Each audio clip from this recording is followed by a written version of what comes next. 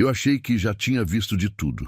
Até encontrar uma mulher grávida, com uma perna só, puxando uma carroça no meio da minha estrada. Mas o que ela me contou mudou tudo.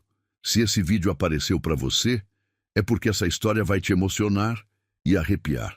Então, já se inscreve no canal se você gosta desse tipo de história e comenta aí de qual cidade você está assistindo. Eu não sou homem de palavras. Nunca fui. A vida no Cerrado ensina isso cedo. O que precisa ser dito, a terra já diz. O vento fala antes de você abrir a boca. A chuva avisa antes de cair. E o silêncio, esse silêncio largo, sem fim, que se estende da porteira até onde a vista alcança, ele conta mais histórias do que qualquer pessoa que eu já conheci. Aprendi a viver dentro desse silêncio. Me acostumei com ele depois que Dulce foi. Depois que a casa ficou grande demais para um homem só. Depois que os filhos cresceram e foram embora para a cidade, como vão todos, como vai tudo que a gente planta com cuidado demais. A fazenda ficou, o gado ficou, o cavalo ficou, e eu fiquei também. Não porque não tivesse para onde ir, mas porque nunca aprendi a ser outra coisa senão isso. Um homem de terra, de rotina, de silêncio. Meu nome é Argemiro, tenho 63 anos e pareço ter 70. O sol do cerrado cobra o que empresta. Naquele dia, e eu me lembro dele com uma clareza que poucos dias tem na minha memória, eu voltava do fundo da fazenda numa tarde de quinta-feira. O mês era outubro, aquele outubro pesado de Goiás, que antecede a chuva, mas ainda não chove, que carrega o ar de eletricidade e poeira sem dar o alívio que o corpo pede. O céu estava daquela cor que parece metal aquecido, nem azul, nem branco, nem cinza. Uma cor sem nome que só existe às 3 da tarde no Cerrado, quando a terra está com sede. Eu montava o príncipe. Ele é branco. Branco de verdade. Não aquele branco amarelado que o tempo faz nos cavalos velhos. Branco limpo, como cal fresca. Comprei ele com 12 anos de idade, magro e arisco, numa feira em Séries. Dulce disse que eu tinha perdido o juízo. Eu disse que o cavalo tinha algo nos olhos. Ela riu. Mas depois aprendeu a gostar dele tanto quanto eu. O príncipe conhece cada palmo dessa terra. Caminha sozinho no escuro, sabe onde o chão afunda depois da chuva, onde tem formigueiro, onde o cerco está baixo. É mais inteligente do que muita gente que já pisou aqui dentro. Naquele dia, a gente voltava devagar. Não havia pressa. Nunca há pressa numa fazenda de homem só. Tudo que precisa ser feito, você faz. O que não dá para fazer, espera. O gado estava no pasto do norte. A água nos bebedouros estava boa. A bomba não tinha dado problema. Eu tinha passado a manhã consertando um trecho de cerca no fundo e à tarde verificando o curral novo que eu mesmo estava erguendo, tábua por tábua, desde o mês passado. O capitão vinha atrás. É meu cachorro. Vira-lata cor de barro, orelha em pé, focinho comprido. Não tem raça nem pedigree, mas tem mais juízo do que cachorro de exposição. Andava sempre uns 3 metros atrás do príncipe, no ritmo certo, sem latir à toa, sem correr sem motivo.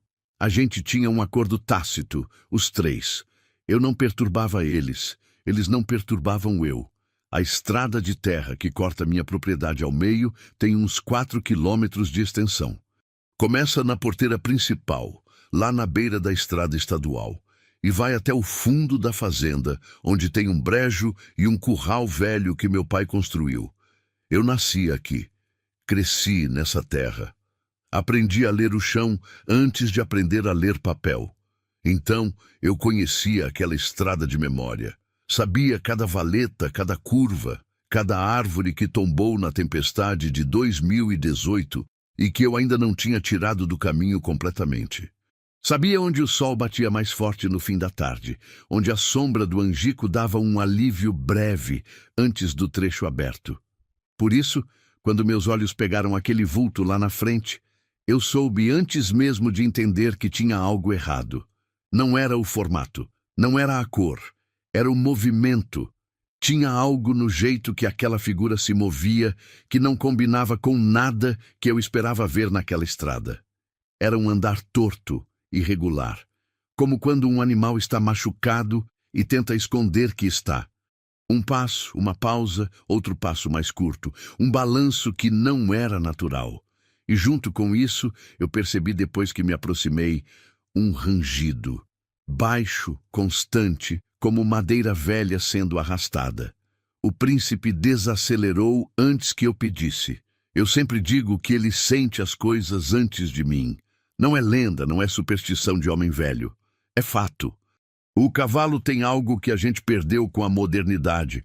Uma atenção ao mundo que não filtra, que não racionaliza, que não decide o que merece atenção e o que não merece. Ele simplesmente sente. E aquele dia, ele sentiu. Olhei para trás. O capitão tinha parado também. Ficou estático no meio da estrada, as orelhas eretas, o focinho apontado para frente. Não latiu, não rosnou, só ficou parado, como se estivesse esperando para entender antes de reagir. Aquilo me fez prestar mais atenção do que qualquer latido teria feito. Me aproximei devagar. O sol estava nas costas da figura, então eu a enxergava contra a luz, recortada naquele amarelo violento da tarde. Primeiro, pensei que era alguém carregando lenha. Depois, que era algum trabalhador que tinha saído da propriedade vizinha e pegado o caminho errado. Aqui no interior isso acontece. As estradas de terra se parecem, as cercas se confundem e tem gente que anda légua e meia sem perceber que errou o rumo. Mas quando me aproximei mais, entendi que não era nada disso. Era uma mulher, grávida, o ventre grande, redondo, pesado, visível mesmo de longe sob a blusa escura encharcada de suor. E ela puxava uma carroça. Não uma carroça grande, não uma carroça de fazenda, uma carroça pequena, de madeira velha, com rodas que rangiam a cada metro como se fossem pedir misericórdia. E ela puxava com uma corda amarrada nos braços, inclinando o corpo para frente, usando o peso do próprio tronco para vencer a resistência do chão seco. E então eu vi a perna, ou melhor, vi o que faltava. Do lado esquerdo, onde deveria haver uma perna, havia uma muleta. Improvisada, feita de um pedaço de madeira grossa amarrado com pano. Ela apoiava o peso nela a cada passo do lado direito, erguia o corpo, avançava, apoiava de novo. Cada movimento custava. Cada metro era uma decisão. Fiquei parado por um momento. Não de incredulidade. Aprendi faz tempo que a vida não tem limite para o quanto pode pesar sobre uma pessoa. Fiquei parado porque havia algo naquela cena que eu precisei um instante para processar. Não era só o esforço físico. Não era só a condição dela. Era o conjunto. Era a estrada vazia, o sol inclemente, a carroça rangendo, o ventre grande, a muleta improvisada. E apesar de tudo isso, ela continuando. Ela não tinha parado. Mesmo com tudo aquilo, ela estava andando. Desci do príncipe. Não sei explicar direito por que senti que precisava desmontar antes de me aproximar. Talvez porque olhar de cima, naquele momento, parecesse errado. Parecesse distância demais. Larguei as rédeas. O príncipe não ia a lugar nenhum e caminhei até ela. O capitão ficou onde estava. Ela não me ouviu chegar. Ou ouviu e não parou. Não sei dizer. Só quando eu estava a uns 5 metros é que ela percebeu minha presença e ficou imóvel, de costas para mim. Os ombros subiram um pouco, como quem respira fundo antes de encarar algo. Eu parei também. Você tá bem? Pareceu a pergunta mais idiota do mundo assim que saiu da minha boca. Ela claramente não estava bem. Nenhuma parte daquela cena sugeria que ela estava bem, mas foi o que saiu. Ela ficou de costas por mais um segundo, longo demais, e então virou. Eu esperava medo, esperava desconfiança, o tipo de olhar que mulher sozinha dá para homem desconhecido quando está vulnerável. Era o que faria sentido, era o que eu teria entendido, mas não havia medo naquele rosto, havia cansaço. Um cansaço que eu nunca tinha visto concentrado num rosto de uma forma tão absoluta. Não era o cansaço de quem trabalhou o dia inteiro. Era o cansaço de quem carrega algo pesado faz muito tempo. Pesado demais. Tempo demais. E o corpo já não sabe mais como seria não carregar. Ela era jovem. Devia ter uns 20 e poucos anos. O cabelo estava preso de qualquer jeito, grudado na testa pelo suor. A blusa, escura e larga, tinha marcas de poeira e umidade. O rosto era fino, os olhos fundos, a boca firme. Não com raiva, mas com aquela firmeza de quem decidiu que não vai ceder antes de chegar onde precisa chegar. Tô só indo embora. A voz era baixa, rouca, mas firme, sem tremer. Olhei para a estrada que ela estava seguindo. Conhecia cada metro dali. Sabia que aquele caminho não chegava a lugar nenhum. Terminava num portão fechado na divisa da minha propriedade com a fazenda do Lorival. E o Lorival não estava mais lá faz 2 anos, a terra abandonada, o portão trancado. Indo para onde? Para longe, 2 palavras.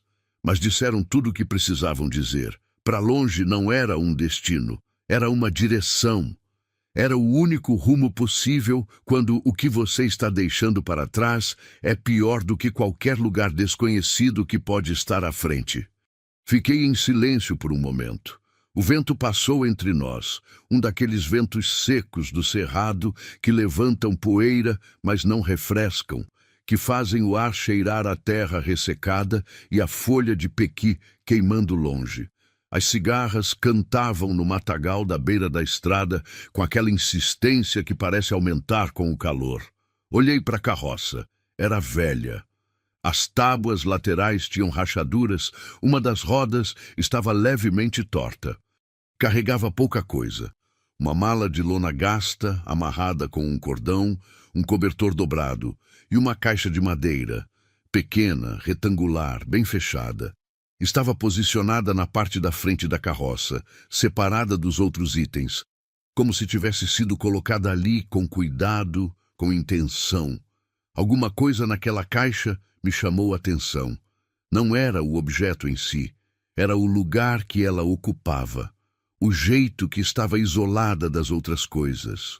O jeito que a mulher, mesmo exausta, mesmo no esforço físico brutal de puxar aquela carroça, mantinha o corpo levemente voltado para ela, como se houvesse um fio invisível entre os dois. Havia algo ali que não podia ser perdido. Isso eu entendi sem que ninguém precisasse me dizer. Voltei o olhar para ela, tentei calcular. Não sei bem o que tentei calcular. Quanto tempo ela estava andando, de onde ela vinha, quanto tempo o bebê tinha. Quanto tempo ela ainda aguentaria antes de o corpo simplesmente recusar? Você precisa parar. Eu não posso. Rápido demais, sem hesitar. Como quem já teve essa conversa consigo mesmo muitas vezes e já chegou a essa conclusão faz tempo. Respirei fundo. O príncipe bufou atrás de mim. O capitão continuava quieto, parado na estrada, as orelhas eretas. O que aconteceu com você? Ela não respondeu de imediato. Ficou me olhando, não com desconfiança, não com medo, mas com aquela avaliação calma de quem aprendeu a custo alto a não confiar rápido demais. Me olhou como se estivesse tentando ler algo que não estava escrito na minha cara, mas que precisava estar lá antes de ela abrir a boca. O silêncio durou. O vento passou de novo, e então ela disse: me colocaram para fora.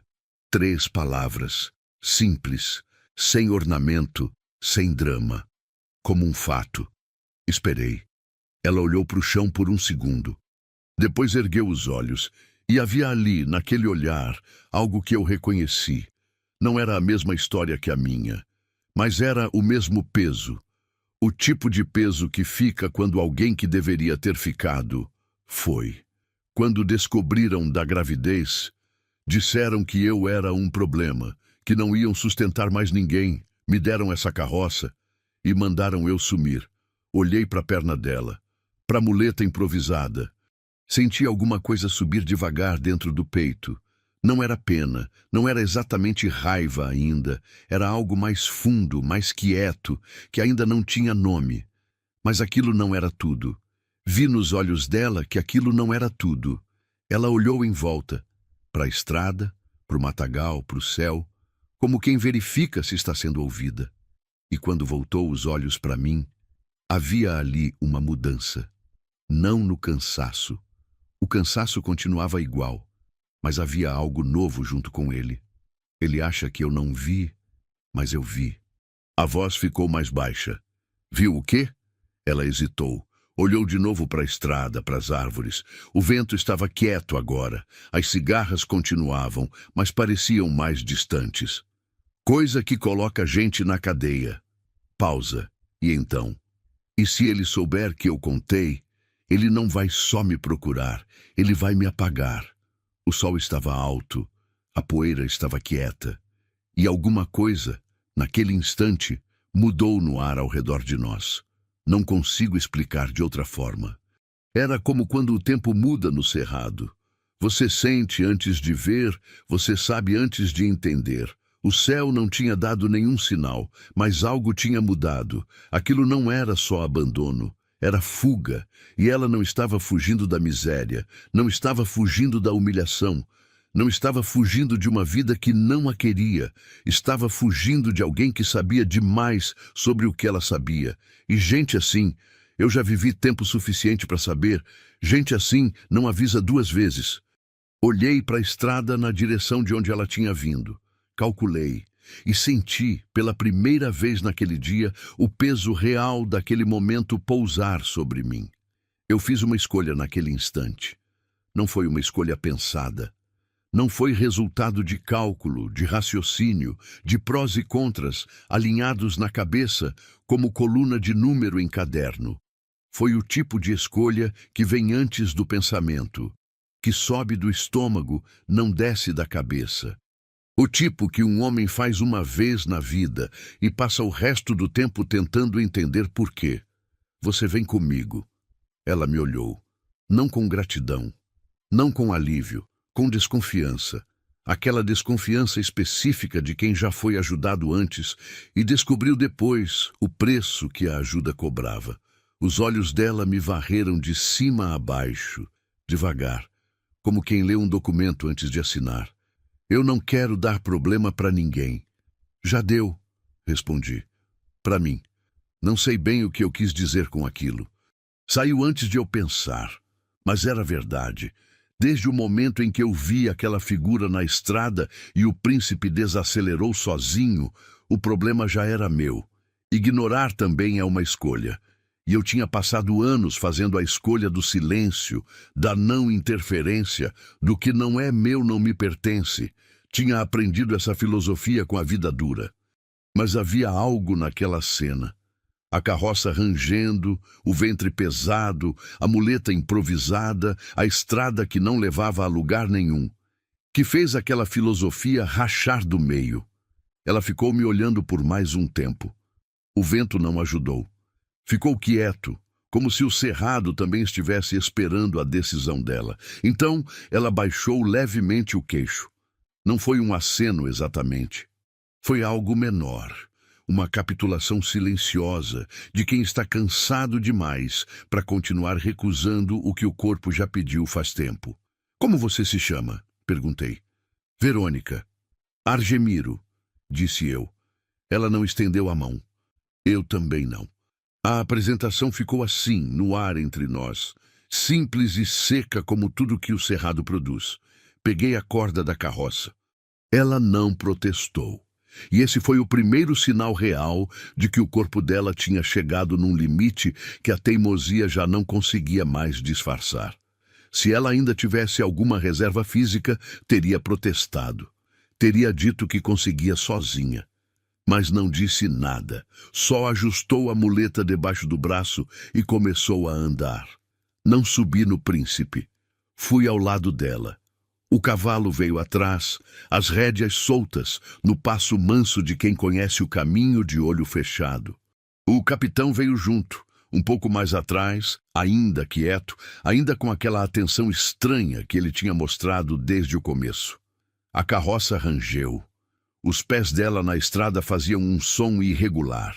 O passo firme do lado direito, o apoio da muleta do lado esquerdo, o intervalo entre um e outro. Eu me acostumei com esse ritmo em poucos minutos. Virou a trilha sonora daquela caminhada. A gente não conversou muito. Eu fiz uma ou duas perguntas. Ela respondeu com o mínimo. Não era hostilidade, era preservação. Aprendi a diferença faz tempo. Hostilidade tem uma energia, uma tensão de quem está se preparando para defender. O silêncio dela não tinha isso. Era o silêncio de quem guardou tudo dentro por tanto tempo que abrir a boca em dose grande demais podia desmoronar alguma coisa. Eu respeitei. O sol foi descendo enquanto a gente andava. O cerrado foi mudando de cor, aquele laranja que começa nas bordas do horizonte e vai subindo devagar, tingindo as nuvens baixas, fazendo as árvores tortas do cerrado virarem silhueta. As cigarras foram diminuindo o volume aos poucos, e no lugar delas começou o som dos grilos, mais grave, mais espaçado, o som da noite chegando devagar. A sede da fazenda apareceu quando o sol estava na metade do caminho entre o topo do céu e a linha das árvores. É uma casa simples, sempre foi. Meu pai a construiu com as mãos e com a ajuda de 2 vizinhos, num mutirão que durou 3 fins de semana. Paredes de tijolo aparente, telhado de telha colonial, varanda na frente com 3 degraus de cimento. Uma mangueira antiga no lado esquerdo que Dulce plantou logo que a gente casou, e que hoje tem o tronco grosso como coluna de igreja. Uma cerca de madeira separando o terreiro da estrada. Um quintal nos fundos com o galinheiro, a horta que eu mal cuidava mais, o galpão das ferramentas. Casa de homem só tem um cheiro específico. Não é cheiro ruim, é cheiro de coisa usada e não adornada. De comida simples, de roupa lavada sem amaciante, de madeira velha e cimento úmido. Não tem flor em vaso, não tem cortina bordada, não tem aqueles detalhes que as mulheres colocam numa casa para fazer ela parecer que tem alma.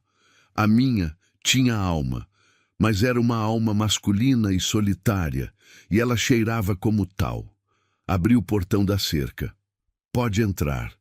Ela entrou devagar, olhando ao redor com aquela atenção de quem avalia antes de se permitir sentir qualquer coisa. Vi ela olhar para a varanda, para o telhado, para as janelas. Não era admiração, era o olhar de quem está checando saídas. Aquilo me disse muito.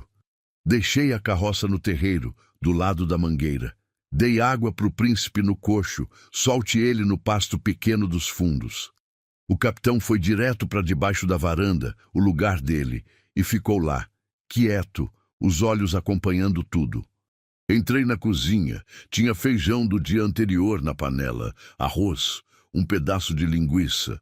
Reaqueci tudo sem cerimônia, botei a mesa com 2 pratos e me peguei olhando para o segundo prato por 1 segundo. Fazia quanto tempo eu não botava 2 pratos numa mesa? Não me lembrava. Chamei ela. Verônica entrou na cozinha com aquela carroça, não. Ela tinha deixado do lado de fora, mas trouxe a caixa de madeira. Carregava ela com o braço esquerdo, contra o corpo, enquanto manejava a muleta com o direito. Colocou ela no chão, do lado da cadeira onde sentou, antes de fazer qualquer outra coisa. Serviu o prato. Ela olhou para a comida. Por 1 segundo, achei que ela ia recusar. Havia no rosto dela aquela luta, o orgulho de um lado, a fome do outro. A fome ganhou. Mas ela comeu devagar, com cuidado, sem voracidade, como alguém que aprendeu que comer rápido demais chama a atenção. Como alguém que aprendeu a ser invisível à mesa. Aquilo me partiu alguma coisa por dentro que eu não soube nomear na hora. Não falamos muito durante a refeição. Eu disse que o quarto de visitas estava disponível. Não era grande. Tinha uma cama de solteiro, um armário velho, uma janela que dava para o quintal. Ela disse que estava bom. Disse que era mais do que ela esperava. A voz não tinha drama quando disse isso. Era só uma constatação. Mostrei o banheiro. Deixei uma toalha. Disse que tinha água quente se ela quisesse. Ela disse obrigada de um jeito que me fez entender que fazia tempo que ninguém tinha dito aquilo para ela. Fui para o meu quarto. Deitei na cama com os olhos abertos no teto. O teto da minha casa tem uma mancha de umidade no canto esquerdo que está lá faz uns 8 anos. Dulce me pedia para resolver aquilo todo mês. Eu sempre ia adiar. Quando ela foi, a mancha ficou. E eu nunca mais tive coragem de tirar. Parecia que tirar a mancha era apagar mais uma coisa dela daquela casa. Então ficou. E eu de vez em quando olhava para ela como se fosse uma conversa antiga que nunca teve fim. Aquela noite, olhei para a mancha e pensei em tudo. Pensei na mulher grávida no quarto do lado. Pensei na perna que faltava, na muleta de pau, na carroça velha, na caixa de madeira que ela não largava. Pensei naquilo que ela tinha dito, coisa que coloca gente na cadeia. Pensei na frase que tinha gelado meu estômago. Ele vai me apagar. Gente que fala assim não está exagerando. Aprendi isso com 63 anos de vida no interior. No Cerrado, no sertão, nas bordas do Brasil, onde o Estado aparece pouco e a lei, às vezes, é o homem que tem mais terra e mais gente do lado.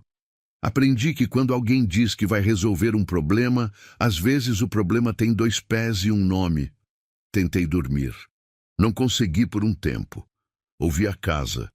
Os sons de sempre, o vento nas telhas, o couro do príncipe batendo no coxo lá no pasto, o canto distante de uma coruja. E um som novo, o mover de alguém no quarto ao lado, passos lentos, irregulares. O som da muleta no chão de madeira. Depois, silêncio. Ela tinha se deitado. Fechei os olhos. De manhã, acordei antes do sol como sempre faço. Fiz café. Cortei um pedaço de pão. Fui para a varanda com o copo quente e fiquei olhando o cerrado acordar. Aquela luz primeira que entra horizontal entre as árvores, cor de mel misturado com prata, que dura uns 20 minutos antes de o sol subir de verdade e virar branco. Foi quando vi ela. Estava no terreiro, de pé, ao lado da mangueira, de frente para o nascente. Segurava a caixa de madeira contra o peito com os 2 braços, abraçada nela como se abraçaria uma criança. Os olhos estavam fechados. Os lábios se moviam um pouco. Não dava para ouvir o que ela dizia. Talvez uma oração. Talvez só palavras que ela precisava dizer em voz baixa para não explodir por dentro. Fiquei parado na varanda. Não quis interromper. Havia ali algo sagrado. Não no sentido religioso, necessariamente, mas no sentido de coisa que pertence só a quem vive ela. Um momento de um ser humano com aquilo que carrega. Aquilo não era da minha conta, mas me deixou inquieto de um jeito que durou o dia inteiro. Aquela caixa, eu ficava voltando para ela. No pensamento, no olhar, na atenção, havia algo ali que eu não conseguia definir, mas que puxava. Como quando você sente que uma conversa não acabou, mesmo que ninguém tenha mais nada para dizer. Não perguntei naquele dia, nem no seguinte. Deixei que os dias passassem com a naturalidade possível, que não era muita, considerando as circunstâncias. Ela descansou, comeu, dormiu. Ficava boa parte do tempo quieta, sentada na varanda ou no terreiro, a mão no ventre, os olhos no horizonte. Às vezes eu passava perto e ela estava com a caixa no colo, a tampa fechada, os dedos pousados em cima. No terceiro dia, enquanto eu consertava uma dobradiça da janela da sala, ela entrou e ficou me olhando por um tempo. Depois disse, "Posso ajudar em alguma coisa?" Eu disse que não precisava. Ela disse que precisava dela mesma. Aquilo eu entendi. Tem uma dignidade no trabalho que o descanso forçado não consegue dar.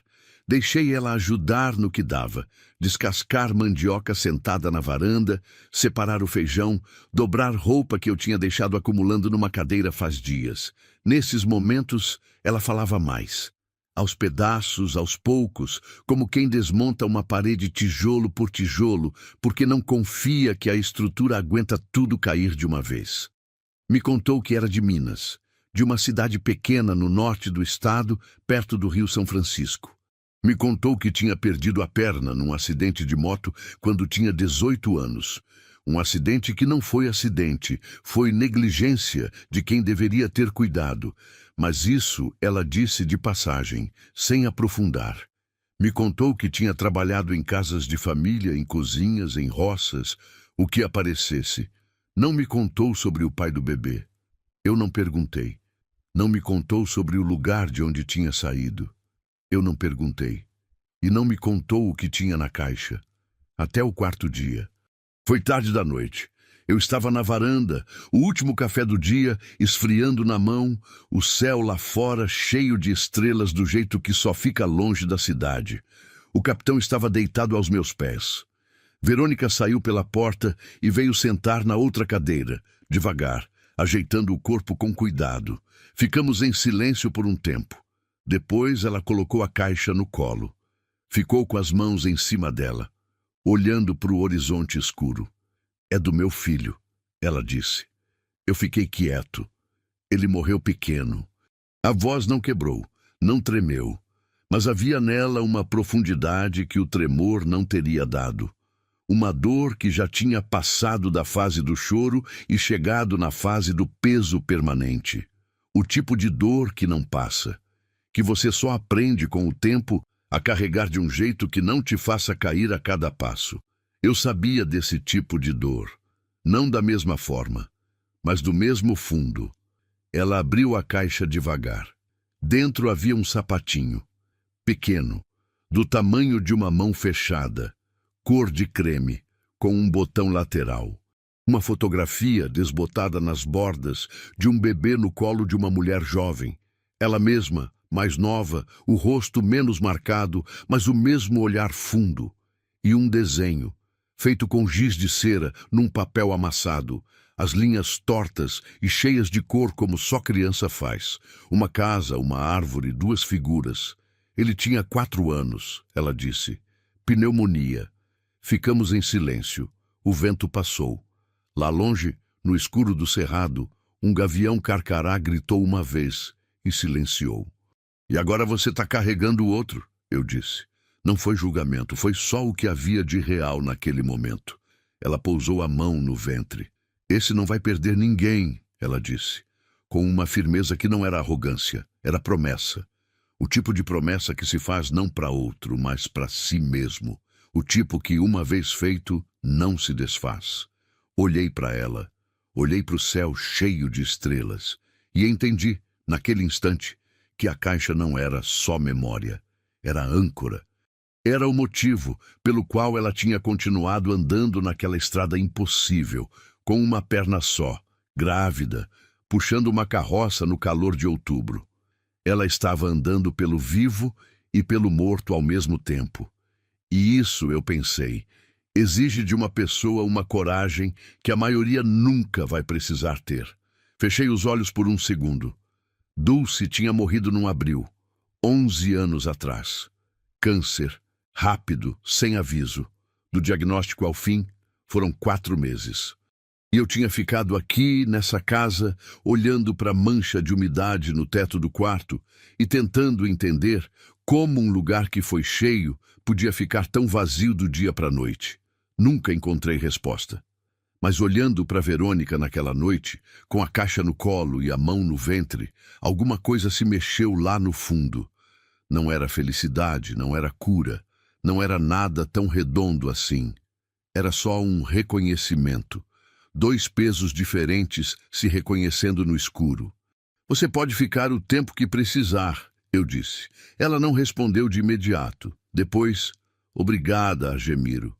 Foi a primeira vez que ela disse meu nome. Soou diferente do que eu esperava. Os dias foram passando como dias de fazenda passam. Lentos por fora, cheios por dentro. Eu acordava antes do sol, fazia o café, ia para Lida. Ela acordava depois, devagar, com aquela dificuldade de quem carrega muito peso no corpo e na alma ao mesmo tempo. O ventre estava grande, devia estar com uns 7 meses, talvez mais. Ela não sabia a data exata. Disse que tinha parado de contar depois de um tempo, quando percebeu que ninguém estava contando junto com ela. Aquilo ficou me rondando por horas. A rotina foi se ajeitando sozinha, como a água que acha o caminho entre as pedras sem que ninguém precise indicar. Ela cuidava da cozinha, não porque eu pedi, porque ela precisava ocupar as mãos. Aprendi isso nos primeiros dias. Verônica parada era Verônica dentro da própria cabeça, e dentro da própria cabeça dela havia lugares que claramente não eram seguros de visitar sozinha. Então, ela cozinhava, varria, dobrava roupa, descascava o que precisava descascar e eu fingia não notar que ela estava fazendo mais do que devia com um corpo naquele estado, porque sabia que se eu dissesse alguma coisa, ela ia parar, e parar ia custar mais do que continuar. Alguns homens nunca aprendem a ler mulher. Eu aprendi tarde, mas aprendi. Foi numa tarde de quarta-feira que ela me contou o resto. Eu tinha chegado da lida mais cedo. A bomba do poço tinha dado problema e eu precisava de uma peça que só tinha na cidade. Então larguei tudo para resolver no dia seguinte. Cheguei em casa com a camisa encharcada, a poeira grudada no pescoço e encontrei ela sentada na mesa da cozinha com um copo d'água na frente e um olhar que eu já tinha aprendido a reconhecer. Era o olhar de quem tomou uma decisão. Senta, ela disse. Sentei. Ela olhou para o copo por um momento. Depois olhou para mim. Você precisa saber de onde eu vim, porque se não souber, não vai entender o que pode vir atrás de mim. Fiquei quieto. Ela começou a falar, devagar no começo, como quem testa o chão antes de pôr o peso. Depois foi ganhando ritmo, não porque ficou mais fácil, mas porque quando a represa arrebenta, a água não escolhe velocidade. Tinha trabalhado durante 2 anos numa fazenda grande no sul do Tocantins, uma propriedade enorme, gado, soja, arrendamento de terra. O dono, ela disse o nome uma vez, Baixo, e eu guardei ele dentro de mim como se guarda uma brasa, com cuidado, sem apertar. Era um homem conhecido na região, político de segunda linha, vereador ou coisa assim, com conexões que chegavam mais alto do que o cargo sugeria. Ela trabalhava na casa, cozinha, limpeza, o que mandavam. A gente que trabalha nesses lugares, ela disse, aprende a ser invisível. É quase uma sobrevivência. Você vê tudo, escuta tudo, e aprende que o seu serviço é não existir quando não precisam de você. Fui entendendo. O problema é que invisível demais. Às vezes as pessoas esquecem que você está lá. Ela tinha visto reuniões, escutado conversas, nomes, números, combinações que não faziam sentido para ela no começo e que foram fazendo sentido aos poucos, como quando você olha muito tempo para um desenho embaralhado e de repente a figura aparece e não some mais. Terra. Documento falso, gente expulsa da propriedade onde vivia a geração, dinheiro passando por baixo da mesa entre o patrão e um homem que ela reconheceu mais tarde numa foto de jornal. Alguém do cartório da cidade. Famílias pequenas, poceiros, gente sem papel, mas com décadas de vida naquele chão, sendo tiradas à força. Algumas com ameaça. Uma, ela disse com a voz mais baixa, sem ameaça, porque a ameaça não foi necessária. Eu não perguntei o que isso queria dizer. O jeito que ela disse já era suficiente. Eu guardei o que pude, ela disse. Abriu levemente o olhar, como quem revela algo que custou caro guardar. Papéis que eu achei no lixo, uma foto que caiu atrás do arquivo e ninguém percebeu. Anotações que eu fiz de cabeça e passei para o papel quando estava sozinha. Tudo na caixa? Perguntei. Ela hesitou. Parte. O resto está num lugar que só eu sei. Fiquei olhando para ela. Quando descobriram da gravidez, ela continuou. Foi a desculpa que precisavam. Me chamaram. Disseram que não podiam manter uma funcionária naquelas condições, que era problema, que iam me dispensar. Me deram a carroça, uma quantia pequena, e disseram para eu sumir. E o pai? Perguntei. Não consegui não perguntar. Ela olhou para o copo. Era sobrinho dele. Ficou quieto. Nenhum julgamento ia caber naquele momento. Nenhuma palavra ia ser adequada. Então eu fiquei calado. E às vezes calar é o único respeito possível. Mas acho que eles perceberam, ela disse, que eu tinha visto demais, que eu podia ser problema maior do que gravidez. Fez uma pausa. Antes de eu sair, um dos peões me parou no caminho e disse baixinho, some logo, ele já está perguntando sobre você. O silêncio depois disso foi diferente dos outros silêncios. Era um silêncio que tinha peso e direção. Faz quanto tempo você saiu de lá? Perguntei. 12 dias, calculei. 12 dias a pé, com uma perna, grávida, puxando uma carroça. Eu tentei imaginar e não consegui completamente. Não porque faltasse imaginação, porque faltava a experiência específica de descobrir do que um ser humano é capaz quando não tem escolha. Ele tem como saber que direção você foi. Ela assentiu devagar. Tem gente na estrada que me viu. Não tem como não ter. Fiquei em silêncio. O sol estava entrando pela janela da cozinha de lado, aquela luz de fim de tarde que faz tudo parecer mais quieto do que está. Lá fora, o capitão estava no terreiro, farejando alguma coisa perto da cerca.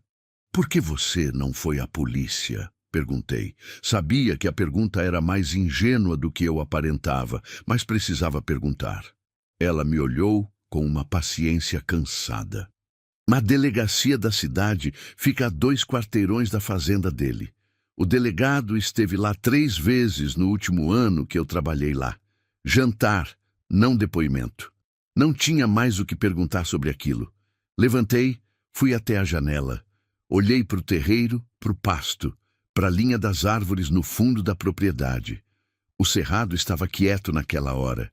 Aquela quietude específica do fim de tarde, quando os pássaros do dia já fecharam o bico e os da noite ainda não abriram. Pensei na minha terra. 62 alqueires. Meu pai construiu. Eu mantive. Não era grande, não era rica, mas era minha. Estava no meu nome, no cartório, limpa. E era tudo que eu tinha além do silêncio. Pensei em Dulce.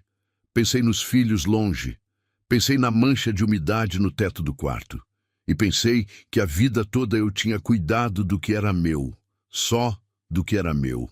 E isso tinha me mantido de pé, mas também tinha me mantido sozinho, de um jeito que às vezes pesava mais do que eu admitia para mim mesmo. Virei para ela. Então agora o problema é nosso, disse. Ela me olhou e pela primeira vez desde que eu a tinha encontrado naquela estrada, vi aparecer no rosto dela algo que não era cansaço. Não era dor, não era a firmeza dura de quem sobrevive na força da teimosia. Era outra coisa, pequena, frágil, mas viva. Esperança tem um rosto muito específico em quem quase desistiu de tê-la. É quase indistinguível do medo, mas não é medo. É o oposto exato dele. Eu reconheci porque já tinha visto em espelho anos atrás, numa manhã depois de uma noite muito longa. Naquela noite, depois que ela foi dormir, fiquei na varanda mais tempo do que o costume. O capitão veio sentar do meu lado, colocou o focinho no meu joelho, coisa que ele raramente fazia. Fiquei com a mão na cabeça dele por um tempo, sem pensar em nada específico, só deixando os pensamentos passarem como nuvem. Pensei nas provas que ela tinha. Pensei no homem cujo nome ela tinha dito uma vez, baixo, na cozinha. Pensei em 12 dias de distância, e se isso era suficiente ou não. E pensei, por mais que eu tentasse não pensar, que aquela estrada lá fora era a mesma estrada que levava até minha porteira. E que se alguém estava procurando o rastro dela, cedo ou tarde, aquele rastro passava aqui. O cerrado estava escuro e quieto. As estrelas, muitas. O príncipe lá no pasto fez um som baixo. Não um relincho, só um sopro, e ficou quieto de novo. Fechei os olhos e rezei uma coisa simples, sem muita forma, do jeito que homem de roça reza quando não sabe mais o que fazer com o que está sentindo. Que eu saiba fazer a coisa certa. Quando chegar a hora eu suspeitava não estava longe. Os dias seguintes foram de uma calma que eu não confiava. Calma de cerrado antes da tempestade tem cheiro, tem textura. O ar fica mais quieto do que deveria, as folhas param de se mover mesmo com o vento, os animais ficam atentos sem razão aparente. Quem nunca viveu no interior acha que é paz. Quem viveu sabe que é aviso. Eu vivia há 63 anos nessa terra. Sabia distinguir os dois. Verônica foi melhorando aos poucos. O descanso, a comida regular, o teto seguro. O corpo dela foi respondendo devagar, como terra seca que recebe água. Primeiro não absorve, depois não para mais. As cores voltaram para o rosto. O andar ficou menos tenso. Ela ainda carregava a caixa com ela boa parte do tempo, mas de um jeito diferente, menos abraçada, mais pousada no braço. Como quem ainda guarda, mas com menos desespero. O bebê mexia muito.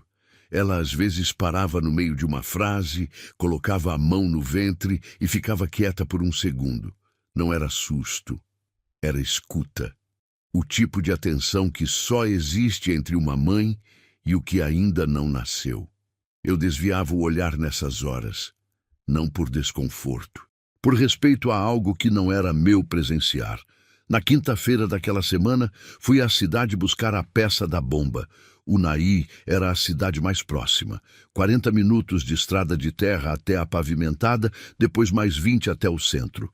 Fui na caminhonete, deixei o capitão tomando conta da casa, disse para Verônica não abrir o portão para ninguém. Ela disse que sabia disso. Eu acreditei. Na cidade, fiz o que precisava fazer rápido, peça da bomba, mantimentos, gás. Mas na fila do mercado, encontrei o Braulio, vizinho de divisa, homem de pouca conversa como eu, mas que sabia de tudo o que acontecia num raio de 100 quilômetros. Ele me cumprimentou, perguntou da fazenda. Respondi no automático, com metade da atenção. E então, quase de passagem, ele disse: "Tá tendo movimento estranho na estrada vicinal lá para baixo. Carro de fora, placa que não é daqui. Parou para perguntar na venda do Zacarias ontem.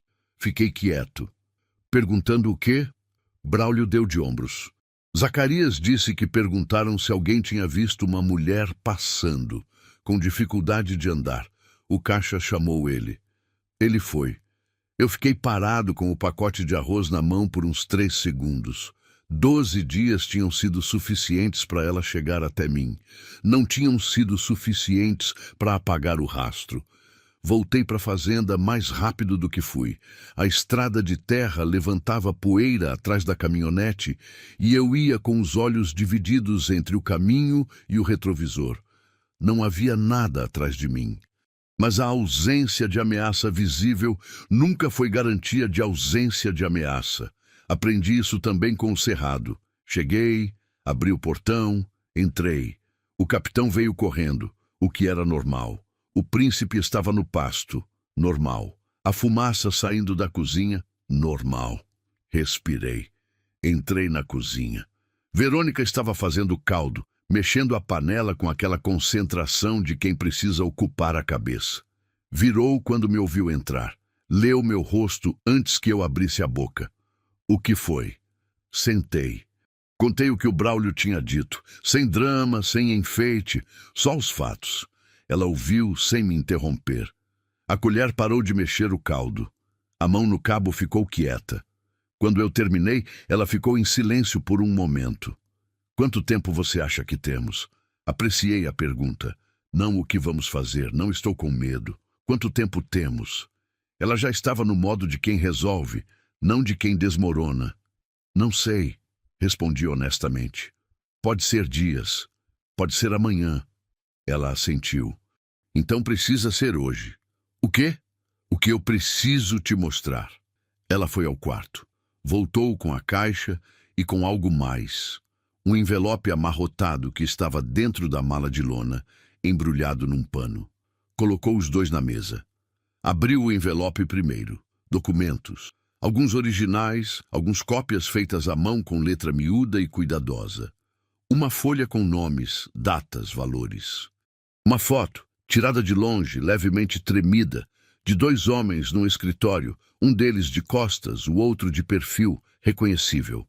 "Esse", ela apontou para o que estava de perfil, "é o dono da fazenda. E esse", o outro homem, "trabalhava no cartório. Até sair do cargo de repente, há 2 anos, olhei para a lista de nomes, famílias, endereços de propriedades. Ao lado de cada nome, uma data e um valor. E em alguns, uma marcação a lápis vermelho que eu não precisei que ela explicasse.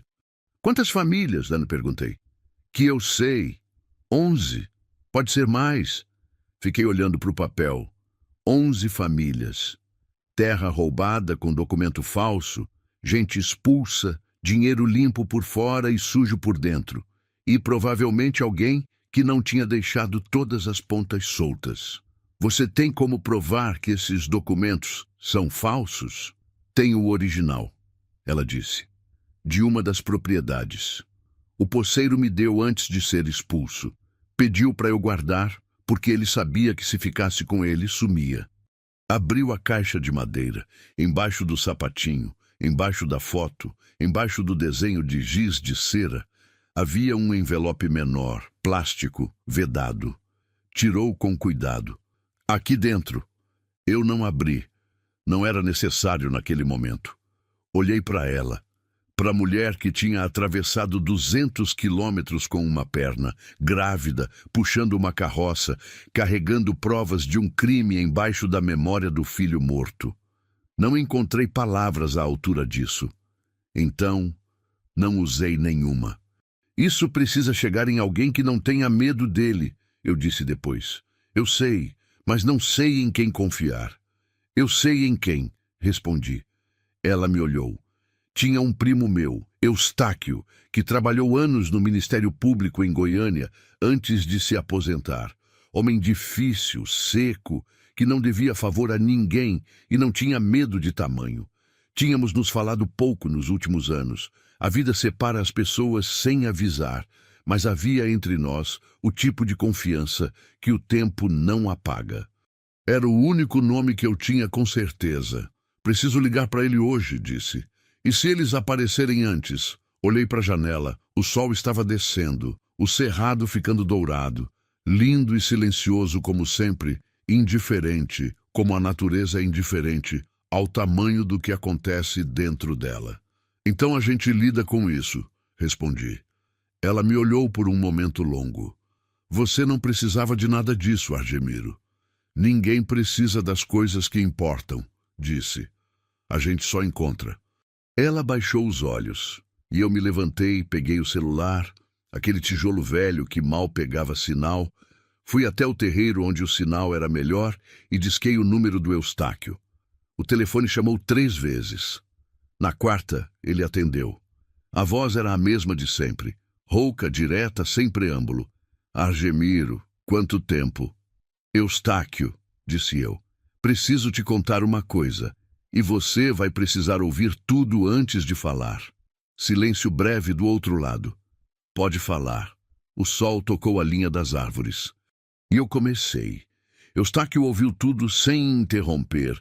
Eu contei do começo. A estrada, a mulher, a carroça, o que ela tinha visto, o que ela carregava. Contei o nome do fazendeiro. Contei sobre as famílias, os documentos, o cartório. Contei que alguém já estava perguntando na região. Quando terminei, houve um silêncio que durou tempo suficiente para me preocupar. Então ele disse, esse nome que você falou, eu já ouvi ele antes. Bom ou ruim? Depende do lado que você está. Eustáquio. Tô falando sério, Argemiro. Esse homem tem proteção. Não é caso de delegacia de cidade pequena. Isso você já sabe. Mas também não é intocável. Nunca é quando tem documento. Então o documento vale alguma coisa. Vale tudo. Se for o que você está descrevendo, vale muito. Pausa. Você tem como fotografar e me mandar ainda hoje? Meu celular é velho.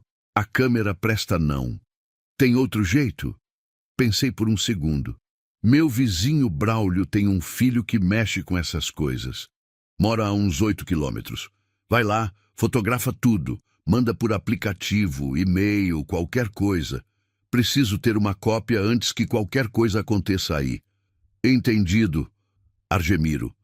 A voz dele mudou de tom. Ficou mais baixa, mais direta. Se esse homem já mandou gente perguntar na região, ele sabe mais ou menos onde ela está. Pode não saber o endereço exato ainda, mas sabe a direção. Eu sei. Então age rápido. E fica esperto essa noite. Desliguei. Fiquei parado no terreiro por um momento, o celular na mão, o céu lá em cima virado numa cor de brasa apagando. O capitão estava do meu lado, sentado, me olhando com aquela atenção que ele reservava para as horas sérias. Entrei na cozinha. Verônica estava me esperando de pé, encostada na pia, a mão no ventre. Leu a resposta no meu rosto antes que eu falasse. Contei o que o Eustáquio disse. Ela ouviu, assentiu. Preciso ir na casa do Braulio agora, disse. Fotografar os documentos e mandar para ele. Eu vou junto. Não precisa. Não perguntei se precisava. Não discuti. Fomos na caminhonete. Ela com a caixa no colo, os documentos no envelope dentro da caixa, a mão por cima como se estivesse sentindo o pulso de alguma coisa viva. O Braulio não fez pergunta. Homem de roça entende quando não é hora de perguntar. É hora de ajudar. Chamou o filho, um rapaz de uns 25 anos, que fotografou tudo com o celular, transferiu para o computador, mandou para o e-mail que eu passei do Eustáquio e ainda comprimiu num arquivo separado por segurança. Demorou 40 minutos. Na volta, a estrada estava escura. Faróis da caminhonete abrindo um túnel de luz na poeira. Verônica quieta do lado e olhando pela janela. Você acha que vai funcionar? Ela perguntou. Eustáquio não é homem de promessa vazia. Se disse que vale, vale. Ela ficou quieta. Mas isso não resolve o agora, ela disse. Não, concordei. O agora a gente resolve de outro jeito. Ela não perguntou qual jeito. Acho que sabia. Chegamos na fazenda perto das 8 da noite. Jantar rápido, pouca conversa. Depois que ela foi pro quarto, fui ao galpão. Peguei a espingarda. Uma Boito 12 que era do meu pai. Que era do pai do meu pai. Que tinha mais história do que eu sabia contar. Limpei. Carreguei. Coloquei do lado da cama. Não era gesto de heroísmo. Era gesto de homem que conhece o que pode estar vindo e decide não fingir que não conhece. Deitei sem apagar a luz do corredor. Deixei a janela aberta 2 dedos. Não para ventilação, para escuta. O capitão ficou do lado de fora da minha porta, coisa que ele não fazia desde a época em que Dulce estava doente. Ele sabia. Fechei os olhos sem expectativa de dormir. Não sei que horas eram quando o príncipe relinchei. Não foi o relincho comum, aquele que ele dava quando escutava outro animal ou quando queria água. Foi curto, tenso, cortado no meio como aviso interrompido. Abri os olhos. Fiquei imóvel, escutando. O capitão rosnou baixo do lado de fora da porta. Uma vez. Depois silêncio. Me sentei na cama devagar. Peguei a espingarda. Me levantei sem acender luz nenhuma. Conhecia cada centímetro daquela casa no escuro, cada tábua que rangia, cada soleira que precisava ser evitada. Fui até a janela da sala, que dava para o terreiro e para o portão da frente. Olhei. Havia um carro parado na entrada. Do lado de fora do portão, na estrada. Faróis apagados. Motor desligado. Ou desligado havia pouco, porque eu podia ver levemente o calor saindo do capô na friagem da madrugada. Fiquei parado. 1, 2, 3 minutos. Então vi movimento. Uma figura saindo do lado do passageiro. Ficou parada fora do carro por um momento, olhando para a fazenda. Depois outra figura, do lado do motorista. 2 homens ficaram conversando baixo. Não dava para ouvir o quê, só o murmúrio. Um deles apontou para o portão, o outro balançou a cabeça. Fui até o quarto de Verônica. Bati de leve. Verônica. Silêncio de 2 segundos. Depois. Já sei, ela já estava acordada. Talvez nunca tivesse dormido. Fica aqui, não acende luz. Não abre a janela. Argemiro. Fica aqui. Voltei para a sala. Os 2 homens tinham se aproximado do portão. Um deles estava com uma lanterna, não apontada para casa ainda, apontada para o cadeado do portão. O outro ficou mais atrás, olhando a propriedade. Respirei fundo. Tinha 2 opções: ficar dentro e esperar para ver o que faziam, ou ir até lá antes que eles decidissem que o portão fechado era só um inconveniente temporário. Homem que espera dentro de casa enquanto a ameaça do lado de fora escolhe o ritmo, está em desvantagem. Aprendi isso com meu pai. Abri a porta da frente devagar. O ar da madrugada bateu no rosto. Frio, seco, cheirando a cerrado e a poeira úmida. O céu estava aberto, estrelado, a lua em quarto minguante, dando uma luz suficiente para ver sem ser visto facilmente. Desci os 3 degraus da varanda. Atravessei o terreiro. Quando estava a uns 10 metros do portão, parei. Quem é? Disse. A voz saiu firme, surpreendeu até mim. A lanterna virou na minha direção. Eu pisquei, mas não desviei. Boa noite, disse uma voz do outro lado. Calma demais. O tipo de calma que é treinada, não natural. A gente não quer problema, só procura uma pessoa. Aqui não tem ninguém que não deva estar aqui. É que a gente tem informação que uma mulher passou por essa região. Pausa calculada. Familiar nosso. A família está preocupada. Olhei para a sombra dos dois além da luz da lanterna. Familiar. Se fosse familiar, não estariam aqui às 3 da manhã com faróis apagados. Não vi nenhuma mulher, disse. Tem certeza? Porque ela pode estar precisando de ajuda. Grávida, com dificuldade para andar. Eu disse que não vi. Silêncio. A lanterna ficou parada no meu rosto por um tempo longo. Eu não pisquei dessa vez. O segundo homem se moveu levemente. Um passo lateral, tentando ver melhor a propriedade ao redor do portão. Eu virei o corpo meio centímetro na direção dele, só o suficiente para deixar visível o que eu carregava. A espingarda. Não apontada, só carregada, evidente no braço dobrado. Outro silêncio. Olha, a primeira voz continuou. Diferente agora, um tom mais baixo, mais direto. A gente só quer conversar com ela. Ela tem coisa que não é dela.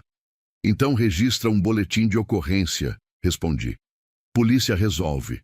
Uma risada curta, sem humor. Você sabe como é. Essas coisas demoram. Pois é, disse eu.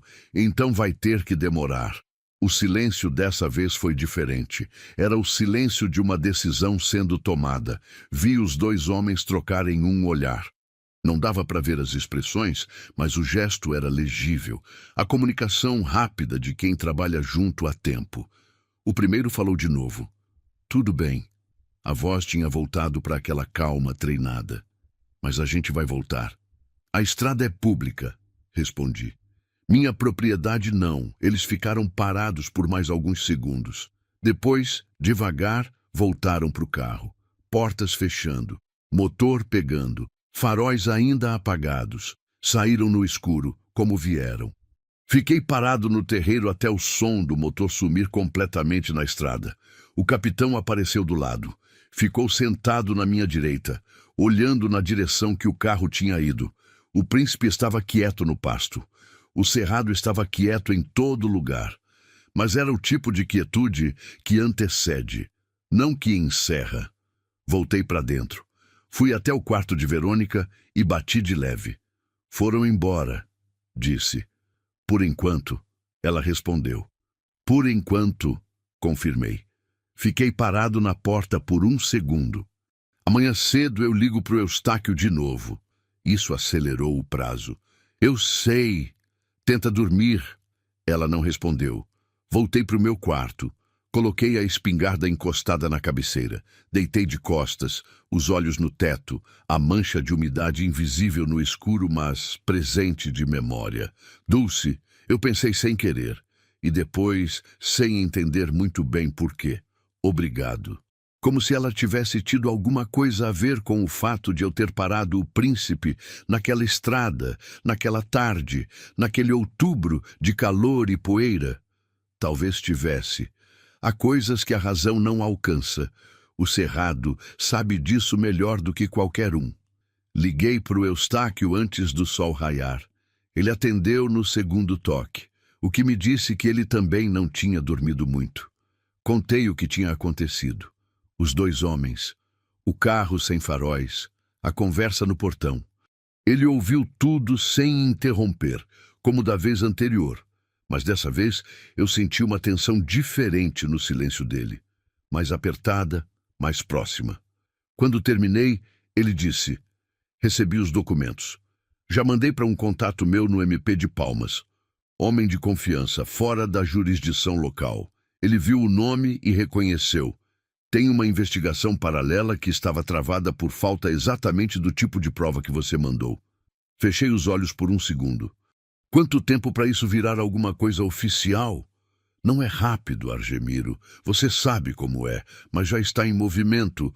O problema é que movimento leva tempo e você talvez não tenha tempo. Eu sei. Escuta, você precisa tirar ela daí, não porque você não dá conta, mas porque enquanto ela estiver na sua fazenda, você é o alvo junto com ela. E você não tem estrutura para segurar uma segunda visita que não venha com papo. Olhei pela janela.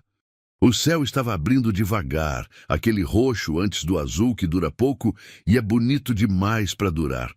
Para onde eu levo? Tem uma mulher em Goiânia, advogada, trabalha com direitos fundiários há 20 anos. Eu já falei com ela essa madrugada. Ela recebe a Verônica, oferece proteção legal e transforma o testemunho dela em instrumento formal. Com ela do lado, fica muito mais difícil fazer qualquer coisa sumir. Nome? Doutora Carmen Lustosa. Vou te mandar o endereço agora. Eustáquio. Fiz uma pausa. Esses homens vão voltar hoje. Eu sei, por isso você precisa sair antes que eles voltem. Desliguei. Fui até o quarto de Verônica. Bati. Ela abriu a porta já vestida, a caixa debaixo do braço, a mala de lona na mão. Como se soubesse. Provavelmente sabia. Vamos sair agora, disse eu. Ela assentiu. Não levei muito. Muda de roupa, documento, o dinheiro que eu tinha em casa. Não era muito, mas era o que havia. A espingarda ficou. Não era coisa de levar para a cidade. E, além disso, deixar a fazenda completamente desarmada me incomodava de um jeito que não consegui ignorar. Antes de sair, fui até o pasto. O príncipe estava perto da cerca, como se tivesse esperado. Fiquei com a mão no pescoço dele por um tempo, aquele pelo branco, aquela respiração lenta e quente. Ele ficou quieto, o olho grande e escuro me olhando de lado. Fico logo, disse. Ele bufou. Pedi para o Braulio, liguei antes de sair, que passasse na fazenda uma vez por dia enquanto eu estava fora. Ele disse que sim, sem perguntar nada. Esse tipo de vizinho vale mais do que qualquer cerca. Saímos com o dia ainda jovem. Verônica no banco da frente, a caixa no colo, olhando pela janela enquanto a fazenda ficava para trás na poeira. Não disse nada quando a sede sumiu no retrovisor, mas vi a mão dela apertar levemente a caixa. Entendi. Partir é sempre um tipo de perda, mesmo quando é necessário. A estrada estadual estava vazia naquela hora. Goiânia ficava a pouco mais de 300 quilômetros. Estrada boa na maior parte, asfalto razoável, trecho de serra no meio, posto de gasolina a cada hora de viagem. Eu conhecia o caminho. Tinha feito ele algumas vezes nos anos em que os filhos ainda moravam perto. Verônica ficou em silêncio por muito tempo. Eu também. O cerrado passava pela janela, aquela paisagem que para quem não conhece parece monótona e para quem conhece é infinitamente variada. A árvore torta que resiste ao vento seco, o cupinzeiro vermelho que aparece do nada no meio do campo, o gameleiro isolado numa baixada imenso que deve ter 200 anos, a garça branca parada na beira de um brejo que a estrada margeia por uns 300 metros. Você já foi em Goiânia? Perguntei, só para quebrar o silêncio num ponto mais leve. Uma vez. Fui de ônibus nova. Achei grande demais. É grande. Você gosta? Não muito. Mas tem o que precisamos lá. Ela ficou quieta de novo. Depois, Argemiro, quando isso acabar, você vai querer que eu saia da fazenda. Não era pergunta. Era constatação. O tipo que ela fazia com frequência, colocando as coisas no lugar antes que alguém precisasse dizer em voz alta. Quando isso acabar, respondi devagar, você decide o que quer fazer, sem pressão de lado nenhum. Ela me olhou de lado. Não estou acostumada com isso. Com o quê? Com ninguém me dizer que eu decido. Fiquei em silêncio. O que se responde a isso? Nada que não sou Yoko. Então, não respondi nada. Deixei a afirmação existir no ar do carro, sem tentar cobri-la com palavra. Paramos num posto, depois de 2 horas. Ela foi ao banheiro. Eu abasteci, peguei 2 cafés num copo de isopor, fiquei encostado na caminhonete olhando a movimentação do posto. Caminhão, carro de família, moto com placa de cidade pequena. Nada suspeito, mas eu tinha aprendido naqueles dias que suspeito nem sempre tem cara de suspeito. Quando ela voltou, eu estava olhando para o celular. O Eustáquio tinha mandado o endereço da doutora Carmen e um recado curto. Ela está esperando. Pode chegar a qualquer hora. Mostrei para Verônica. Ela leu, devolveu o celular sem comentário. Tomamos o café em pé do lado da caminhonete, o sol já alto e quente, o vento da rodovia passando com cheiro de borracha e asfalto quente, tão diferente do cheiro de terra e cerrado que eu estava acostumado que pareceu estrangeiro. Como você se sente? Perguntei. Pesada, ela disse, depois com um canto de boca. Mas já fui mais pesada. Era a primeira coisa próxima de humor que eu tinha ouvido dela. Pequeno. Mas estava lá. Chegamos em Goiânia no início da tarde. O trânsito me irritou como sempre me irrita. Aquela lógica caótica de cidade grande, que parece não ter regra, mas tem todas ao mesmo tempo, só que não escritas. Segui o GPS do celular do Eustáquio. Ele tinha mandado pelo aplicativo. E fui chegando devagar num bairro mais calmo, de ruas arborizadas e casas antigas, longe do centro. O escritório da doutora Carmen era numa casa reformada. Placa discreta na porta, jardim pequeno na frente, uma recepcionista jovem que nos olhou sem julgamento nenhum quando entramos. Doutora Carmen tinha uns 50 e poucos anos. Cabelo curto, óculos finos, o tipo de presença que ocupa o espaço sem precisar de volume. Veio até nós na recepção, apertou minha mão, depois se virou para Verônica. E nesse momento fez algo que me surpreendeu. Não ofereceu a mão. Colocou a mão levemente no braço dela e disse: "Pode ficar tranquila. Você está num lugar seguro." 3 palavras que eu tinha dito também na minha fazenda, mas saíram dela de um jeito diferente, com a autoridade de quem fez isso antes, muitas vezes, e tinha cicatrizes profissionais para provar. Verônica não respondeu, mas algo no ombro dela desceu, 1 milímetro apenas. Mas eu vi. Ficamos lá por 3 horas. Doutora Carmen ouviu tudo. Examinou os documentos com uma atenção que me fez entender por que o Eustáquio confiava nela. Não era leitura, era análise. Era o olhar de quem sabe exatamente o que está procurando e encontra. De vez em quando fazia uma pergunta à Verônica. Direta, precisa, sem rodeio. Verônica respondia com aquela mesma firmeza que eu já conhecia. As duas se entenderam rápido.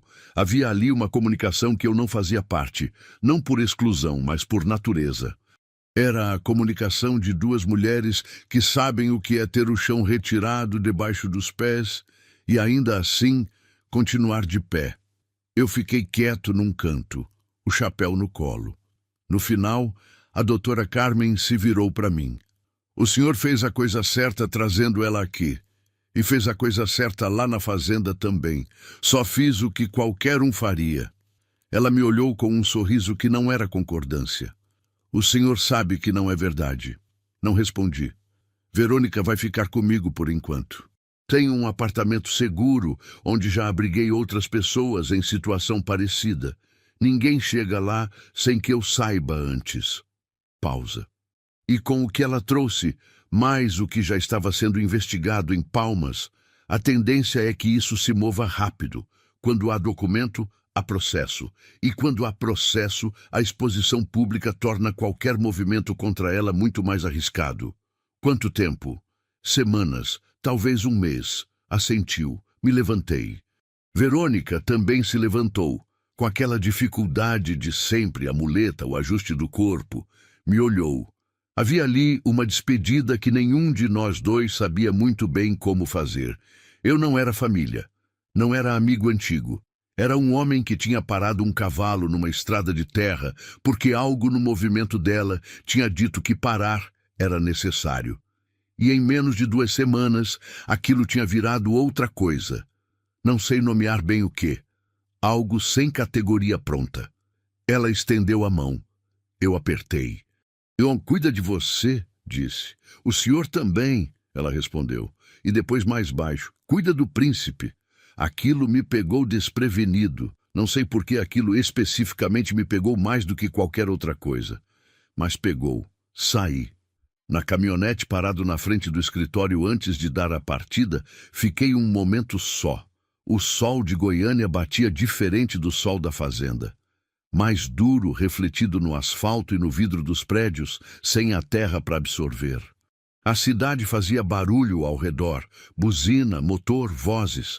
Pensei nos 2 homens no portão da madrugada. Pensei nas 11 famílias na lista. Pensei na caixa de madeira com o sapatinho dentro. Pensei em Dulce, como penso todo dia, em doses que o tempo foi tornando mais manejáveis, mas nunca ausentes. E pensei numa coisa que meu pai dizia quando eu era menino. Numa daquelas tardes de trabalho que parecem não ter fim. A terra não esquece quem cuida dela. E a gente não esquece quem cuida da gente. Dei a partida e voltei para casa. A estrada de volta é sempre diferente da estrada de ida. Não muda o asfalto, não muda a paisagem, não muda a distância. Muda o que você carrega dentro. Na ida, eu estava tenso. O olho no retrovisor, a cabeça calculando o risco a cada curva. Na volta, havia um tipo de cansaço diferente. Não o cansaço de quem lutou e perdeu, mas o de quem lutou e entregou o que precisava ser entregue. O tipo que pesa menos do que parece. O cerrado foi aparecendo de volta aos poucos. A vegetação baixa e torta, os ipês amarelos que ainda resistiam no fim da estação, o vermelho da terra exposta nas margens da estrada. O céu foi abrindo. Aquele azul largo de interior que cidade nenhuma consegue imitar, porque cidade nenhuma tem horizonte suficiente para comportá-lo. Respirei diferente quando entrei no trecho de terra. A poeira levantando sob as rodas da caminhonete, o balanço familiar das valetas, a sombra intermitente dos buritis na beira do caminho. Era como o corpo reconhecendo algo que a cabeça já sabia, que eu pertencia aqui, que cada célula minha tinha sido formada por essa terra, por esse calor, por esse silêncio específico que não existe em nenhum outro lugar do mundo. A fazenda apareceu na curva de sempre, o portão fechado. A mangueira de Dulce do lado esquerdo, imensa, imóvel no ar parado da tarde. O telhado colonial, as paredes de tijolo, a varanda com os 3 degraus, nada fora do lugar. Mas alguma coisa diferente mesmo assim. E demorei um momento para entender o que. Era o silêncio. Não havia tensão nele. Pela primeira vez em dias, o silêncio da minha fazenda era só silêncio. Não era aviso, não era antecipação, não era aquela quietude carregada de coisa por vir. Era o silêncio de sempre. O que eu conhecia há 63 anos. Abri o portão. Entrei. O capitão veio correndo como sempre, as orelhas para frente, o rabo em movimento. Me farejou os pés, as mãos, as calças. E então fez algo que me surpreendeu. Foi até o lado do passageiro da caminhonete, farejou a porta, ficou parado por um segundo e voltou para mim com uma expressão que eu não sei descrever em palavras, mas que reconheci perfeitamente. Ele estava procurando ela. Não veio, disse para ele. Ele me olhou. Depois, foi até a sombra da varanda e deitou. Fui até o pasto. O príncipe estava no canto de sempre, a cabeça levemente baixa, o rabo espantando mosca. Quando me viu, caminhou devagar na minha direção. Não com pressa, com aquela dignidade tranquila que ele sempre teve. Fiquei com a mão no pescoço dele por um longo tempo. Ele ficou quieto, me deixou ficar. Braulio tinha passado como prometido. Deixou um bilhete na porta. Tudo certo. Bomba funcionando. Gado no pasto norte. Homem de palavra. Entrei na casa. Fui direto até o quarto de visitas. A cama estava arrumada. Ela tinha arrumado antes de sair, com aquele cuidado de quem não quer deixar rastro de trabalho para ninguém. A toalha dobrada em cima do travesseiro. A janela fechada. O cheiro do quarto diferente. Não o cheiro de quarto fechado e sem uso que eu estava acostumado, mas algo mais vivo, mais presente. Ela tinha ficado ali menos de 2 semanas. Parecia mais. Saí do quarto. Fui para a cozinha fazer café e só então percebi. A cozinha estava diferente também. Não na arrumação, não nos objetos. Havia uma jarrina de barro no canto da pia que eu não reconheci. Pequena, simples, de um artesanato barato que devia ter vindo da mala dela. E dentro da jarrina, um galho de pequizeiro com 3 folhas ainda verdes. Fiquei olhando para aquilo por um tempo. Não era muito, era quase nada. Mas era uma presença, o gesto de alguém que estava de passagem e mesmo assim quis deixar algo vivo num lugar que a recebeu. Fiz o café. Sentei na varanda. O sol estava descendo, a luz ficando dourada, as sombras compridas se estendendo pelo terreiro. As cigarras no volume máximo daquela hora da tarde. O cheiro de terra aquecida, de folha seca, de algum florzedo no matagal que o vento trazia de vez em quando. Eu e o silêncio, como sempre, mas diferente de antes. Nos dias seguintes, a vida voltou ao ritmo, bomba consertada, cerca do fundo terminada, gado verificado. As tarefas da fazenda que não esperam por drama nenhum. A terra não suspende a necessidade porque o homem está ocupado com outra coisa. Ela exige. Você atende. E nessa exigência há uma sabedoria que a cidade perdeu faz tempo. Eustáquio ligou na quinta-feira. O processo foi aberto. Formalmente. Investigação criminal, não só administrativa. Uma pausa. O nome dele apareceu em 2 outras investigações que estavam dormindo. Com o que a Verônica trouxe, acordaram as 3 ao mesmo tempo. E as famílias? Parte já foi contactada pelo MP. Tem gente que vai recuperar terra. Não todo mundo. O direito é lento e torto, como você sabe, mas tem movimento real acontecendo. Fiquei em silêncio, processando. E ela? Está bem? Doutora Carmen diz que sim, que ela é mais forte do que parece. Eu sei que é, disse. Eustáquio ficou um momento quieto. Argemiro, aqueles 2 homens que foram na sua fazenda, foram identificados. Seguranças particulares do fazendeiro. Com a investigação aberta, qualquer movimento deles agora vira prova adicional contra o patrão. Eles sumiram do radar. Então não voltam. Por enquanto é arriscado demais para eles. Sim, respirei fundo. Obrigado, Eustáquio. Você trouxe a prova. Eu só abri a porta. A porta pesava. Ele deu uma risada curta. A primeira risada que eu ouvia dele em todo aquele tempo. Cuida, Argemiro. Desliguei. Fui até a varanda. O capitão estava deitado no lugar dele. O príncipe visível lá no pasto, branco contra o verde amarelado do cerrado. Sentei. E fiquei um longo tempo sem pensar em nada específico. Só deixando o peso dos últimos dias assentar, como a poeira depois que o vento passa, que demora um tempo para pousar, mas pousa. Foi numa tarde de sábado que ela ligou. Eu estava no galpão quando o celular vibrou. Número de Goiânia que eu não conhecia. Atendi sem saber o que esperar. Argemiro. A voz. Reconheci antes do nome. Verônica. Tudo bem? Tudo. Uma pausa. Nasceu. Fiquei parado. Quando? Essa manhã. A voz tinha algo que eu não tinha ouvido nela antes. Não era alegria exatamente.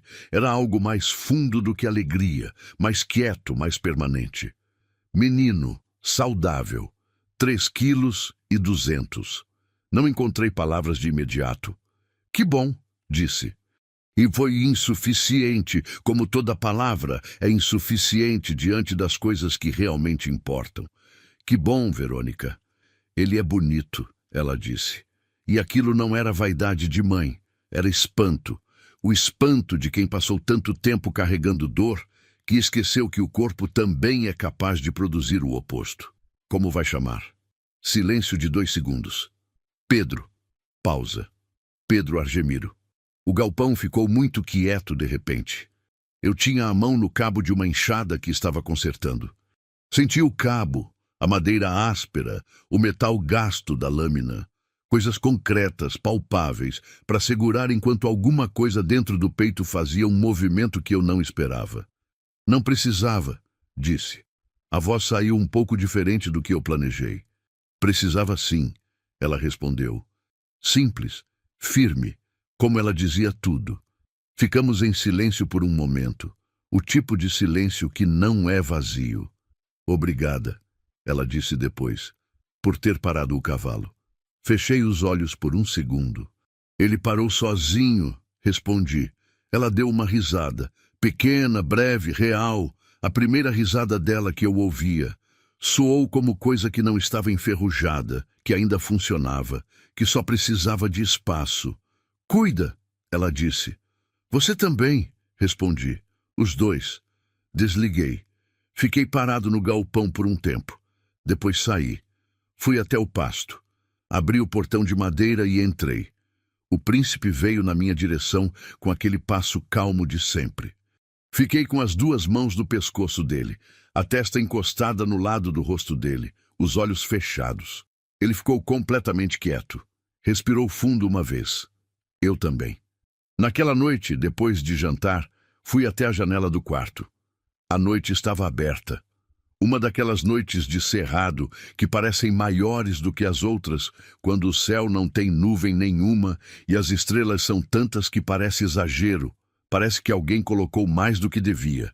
Fiquei olhando por um tempo. Pensei no menino que tinha nascido naquela manhã, Pedro Argemiro, um nome que eu carregava há 63 anos e que agora ia ser carregado também por alguém que mal tinha horas de vida. Alguém que não sabia ainda que o mundo era grande e difícil e bonito ao mesmo tempo. Que não sabia que ia herdar a história da mãe, a força dela, a resistência, a teimosia de continuar quando tudo pede para parar. Ia ser uma criança com peso nas costas desde o começo. Mas ia ter uma mãe que sabia carregar peso. E isso, pensei, é mais do que muita gente tem. Pensei em Dulce. Pensei nos nossos filhos quando nasceram, aquele espanto de segurar uma vida nova nas mãos calejadas de fazendeiro e não entender como algo tão pequeno pode ter tanto dentro. Pensei na mancha de umidade no teto. Olhei para ela. Estava lá, no canto esquerdo, fiel como sempre. Você viu tudo isso, disse para ela. Em voz alta, coisa que raramente faço. Viu essa mulher aparecer. Viu o que aconteceu. Fiz uma pausa. Acho que você teria gostado dela. O quarto ficou quieto. Mas era um quarto quieto diferente dos outros. Não era o silêncio da ausência. Era o silêncio de uma casa que tinha voltado a ter história dentro dela. Deitei e dormi, de verdade, fundo, sem interrupção, pela primeira vez em muitos dias. O outubro foi embora sem que eu percebesse direito. Novembro chegou com chuva, a primeira chuva de verdade depois de meses de seca. Não a garoa tímida que às vezes aparece em outubro só para enganar, mas chuva de verdade, chuva que o cerrado chama depois de esperar demais. Grossa, barulhenta, cheirando a terra molhada antes mesmo de cair. Aquele cheiro que não tem igual em lugar nenhum do mundo, que entra pelo nariz e acorda alguma coisa primitiva dentro do peito. Eu estava na varanda quando ela começou. Vi a nuvem vindo de longe, aquela parede cinza azulada que o horizonte do cerrado anuncia com antecedência que a cidade nunca tem. O trovão veio antes da chuva, como sempre. Um som baixo, distante, que foi crescendo até virar estrondo. O capitão veio para debaixo da varanda. O príncipe ficou no pasto. Ele sempre gostou de chuva, aquele cavalo, desde novo. E então, caiu. Fiquei sentado na varanda vendo cair. A poeira do terreiro virou lama em segundos. A mangueira de Dulce sacudiu toda, as folhas lavadas ficando de um verde que o sol seco tinha apagado há meses. As calhas transbordaram. O cheiro foi ficando mais forte, mais fundo, misturando terra e folha molhada, e aquele ozônio do relâmpago que deixa o ar elétrico. Pensei que era um recomeço, não só da chuva. 3 semanas tinham passado desde que eu voltara de Goiânia. A fazenda tinha voltado ao ritmo, mas um ritmo diferente do que existia antes. Não era o ritmo do homem fechado em si mesmo, do silêncio que pesa, da rotina que é escudo tanto quanto é estrutura. Era um ritmo mais aberto. Como se alguma coisa tivesse destravado por dentro, alguma porta que eu tinha deixado fechada tempo demais e que agora, sem drama, sem cerimônia, estava simplesmente entreaberta. Pequenas coisas. Comecei a arrumar a horta que tinha deixado morrer desde não sei quando.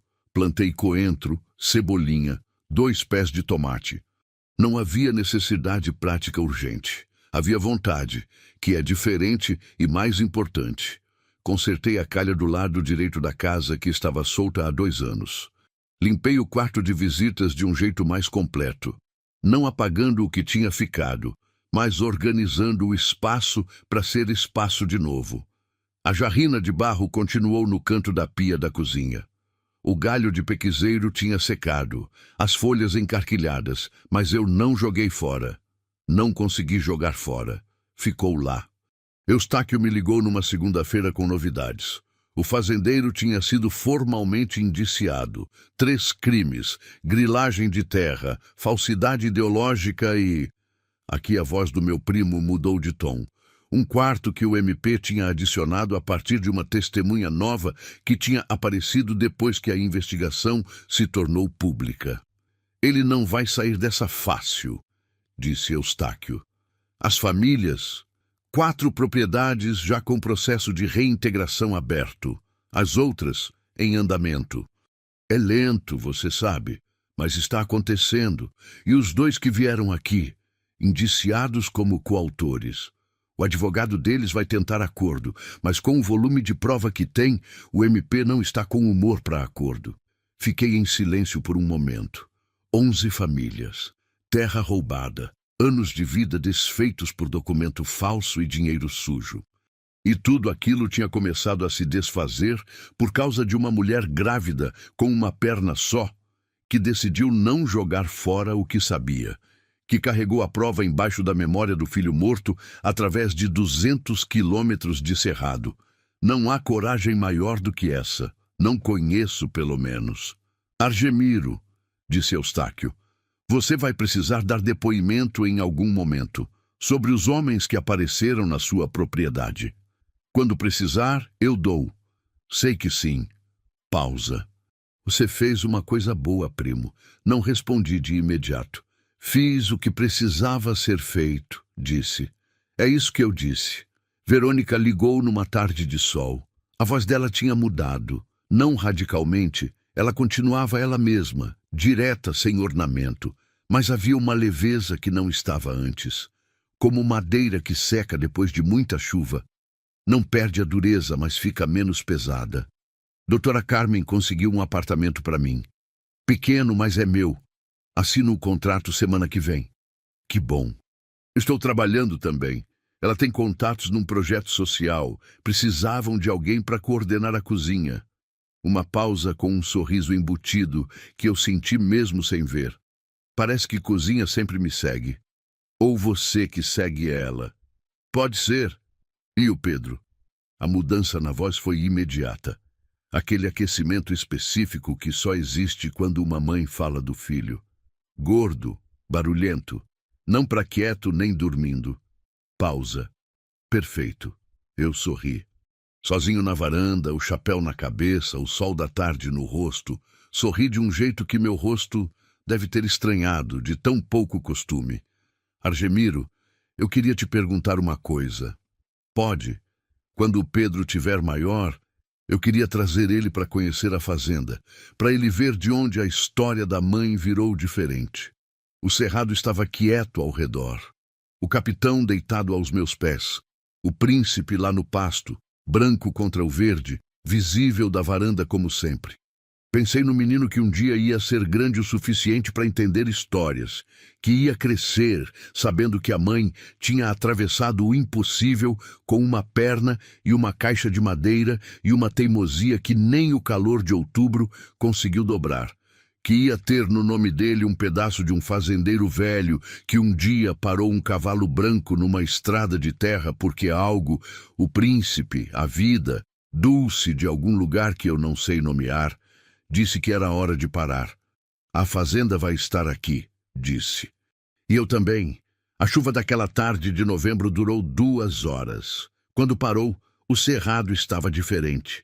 Aquela transformação que a primeira chuva depois da seca produz e que sempre me pega desprevenido, apesar de ter visto dezenas de vezes. A terra vermelha escurecida, as poças no terreiro refletindo o céu que tinha aberto num azul limpo, as folhas de tudo brilhando com uma umidade que parecia luz. O príncipe estava no meio do pasto parado, o pelo molhado colado no corpo, a cabeça levantada, as narinas abertas cheirando o ar novo. Desci os 3 degraus da varanda. Atravessei o terreiro molhado, as botas afundando levemente na lama vermelha. Aquela lama específica do cerrado que tem textura de argila e cor de brasa apagada. Abri o portão do pasto. Entrei. O príncipe me olhou vir. Não se moveu. Me deixou chegar. Quando cheguei do lado dele, fiquei parado, a mão no pescoço molhado, sentindo o calor do animal debaixo da umidade da chuva. Ele bufou uma vez. Aquele som baixo, satisfeito, que ele fazia quando estava bem. Fiquei assim por um tempo, sem pensar em nada específico, sem planejar, sem calcular, sem revisar o que tinha passado ou antecipar o que estava por vir. Só presente naquele momento. Um homem velho, um cavalo branco, um pasto de cerrado depois da primeira chuva. Às vezes, a vida inteira cabe numa cena pequena assim. Pensei em tudo que tinha mudado, não de forma ordenada. Os pensamentos vieram como sempre vêm quando o corpo está quieto e a cabeça deixa, em imagens, em sensações, em flashes que não têm ordem cronológica, mas têm ordem emocional. A estrada de terra naquela tarde de outubro, o vulto no calor, o rangido da carroça, a muleta improvisada, o ventre grande, os olhos fundos sem medo, a cozinha com 2 pratos na mesa. A caixa de madeira aberta numa noite de varanda, o sapatinho, a fotografia, o desenho de giz de cera, o portão da fazenda às 3 da manhã, a lanterna, a espingarda no braço, a voz calma demais do outro lado, o escritório da doutora Carmen, o ombro de Verônica descendo 1 milímetro, Pedro Argemiro, 3,2 kg, saudável. E antes de tudo isso, antes da estrada, antes da carroça, antes do encontro que mudou alguma coisa que eu nem sabia que precisava ser mudado, os anos de silêncio. Os anos de homem fechado na própria rotina, na própria perda, no próprio luto que eu tinha transformado em filosofia de vida, sem perceber direito quando isso tinha acontecido. Dulce. Pensei nela como penso todo dia, mas dessa vez diferente. Não com aquela dor surda e resignada de quem já aceitou uma ausência, mas ainda não sabe bem o que fazer com o espaço que ela deixou. Pensei nela com uma gratidão que não tinha nome, mas tinha forma. A forma de uma tarde de outubro, de um cavalo branco que desacelerou sozinho, de uma escolha feita na beira de uma estrada de terra. Ela sempre disse que eu era bom demais para ficar só. Eu sempre discordei. Talvez ela soubesse de algo que eu demorei muito para aprender, que solidão por escolha tem dignidade, mas solidão por medo tem um custo que você só percebe quando para de pagar. O sol voltou forte depois da chuva, aquele sol de novembro que parece mais intenso sobre a terra molhada, como se o calor e a umidade se multiplicassem em vez de se cancelar. O cerrado fumegava levemente nas partes mais baixas, aquela névoa fina que sobe da terra quente quando a chuva esfria a superfície por tempo suficiente. Bonito. Sempre foi bonito. Eu só tinha parado de ver direito por um tempo. Voltei para casa devagar. Tirei as botas na varanda. Entrei na cozinha, fiz café, aquele café forte que aprendi a fazer sozinho e que Dulce sempre disse que era forte demais. E eu sempre disse que café fraco é água com pretensão. Sentei à mesa. A jarrina de barro estava no canto da pia. O galho seco dentro dela. Levantei, fui até a janela. Lá fora, a mangueira estava lavada, as folhas escuras e brilhantes. Quebrei um galho pequeno, verde, com 4 folhas novas que a chuva tinha incentivado. Voltei à cozinha. Tirei o galho seco da jarrina. Coloquei o novo. Fiquei olhando para ele por um momento. Aquele verde vivo dentro do barro simples, a janela do cerrado úmido ao fundo. Pequeno. Quase nada. Mas vivo. Naquela noite escrevi uma carta. Não costumo escrever. Nunca fui de papel, como disse desde o começo. Mas havia coisas que precisavam ser ditas de um jeito que o telefone não comporta. Com tempo, com silêncio entre as palavras, com a dignidade de quem escolhe cada termo, porque sabe que alguns momentos merecem ser registrados. Escrevi para Verônica. Não foi longa. Nunca fui de alongar. Disse que a fazenda tinha ficado diferente depois dela. Não pior, não melhor. Diferente, mais habitada. Disse que a jarrina estava na cozinha com um galho novo. Disse que o príncipe estava bem e que o capitão ainda farejava ao lado do passageiro quando eu abria a caminhonete. Disse que Pedro Argemiro era um nome que eu ia carregar com orgulho e que esperava que ele crescesse com metade da coragem da mãe, porque metade já seria suficiente para atravessar o mundo. E no final, escrevi o que eu nunca teria conseguido dizer em voz alta sem que a voz saísse diferente do que eu queria. Você apareceu na minha estrada quando eu tinha quase esquecido que estrada serve para andar, não só para olhar. Obrigado por ter continuado andando, mesmo quando não devia ser possível. Obrigado por ter aceitado parar quando eu pedi. E obrigado por ter deixado alguma coisa viva num lugar que estava ficando só de coisas antigas. Cuida do menino. Ele veio de uma mulher forte. Argemiro. Dobrei a carta. Coloquei no envelope. Endereçaria no dia seguinte com o endereço que a doutora Carmen tinha me mandado. Fui para o quarto. Olhei para a mancha de umidade no teto. Estava lá. Fiel. Imóvel. Minha testemunha silenciosa de 11 anos. Pronto, disse para ela, para Dulce. Para quem quisesse ouvir naquele quarto quieto. Acho que eu entendi. Apaguei a luz, e do escuro do quarto, pela janela entreaberta, entrava o cheiro do cerrado depois da chuva, terra molhada, folha verde, ar limpo, o cheiro específico de começo que só existe depois que algo passa. O príncipe estava no pasto, o capitão na varanda, a jarrina na cozinha com o galho novo. E eu naquela cama de homem, só que não era mais exatamente a cama de um homem só. Era a cama de um homem que tinha aprendido tarde, mas a tempo, que o coração não fecha quando perde. Ele aprende a abrir de outro jeito, mais devagar, com mais cuidado, mas abre. O cerrado lá fora respirava, e eu respirei junto.